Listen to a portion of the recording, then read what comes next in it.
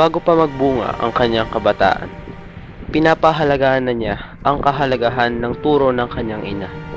Kung ang sambayanan ay bukas loob na yayakapin at mamahalin ang sariling wika, tiyak na ang bansa ay may kalayaan na parang ibon sa himpapawid.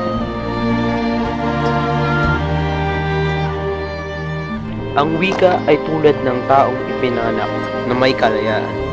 Noong unang panahon, inalipin ng Espanya ang mga Pilipino. Gayunpaman, naniniwala si Rizal na kung pag-iingatan natin ang ating sariling wika, ito'y sisimbolo sa ating kalayaan at pagkakakilanlan. Sino mang hindi magmahal sa kanyang sariling wika ay mas masahol pa sa isang hayop at nangangamoy na isda.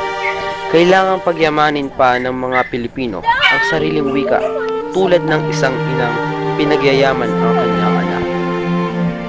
Sa ngayon, ang wika natin ay parang batang walang alam na kailangang pagyamanin para lumago. Marunong magmahal sa sariling wika ay parang hayop at mas malansa pa sa isda.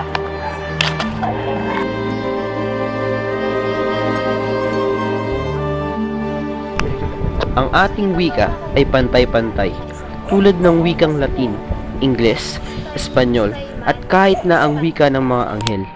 Ang ating wika ay hindi bulok sa anumang iba pang wika. Ito ay regalo ng Diyos sa atin, tulad ng wikang ibinigay niya sa ibang bansa. Alam nyo kasi, sa wika, kahit pantay-pantay rin yan mapa-Espanyol, English, pare-parehas niya kahit salita ng anghel. Ang importante, yan ay biyaya sa atin.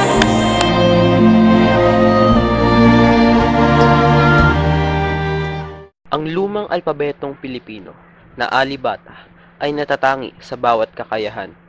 Ayon kay Rizal, ang wikang Tagalog ay may sariling titik at sulat. Tangkilikan natin ang ating sariling wika.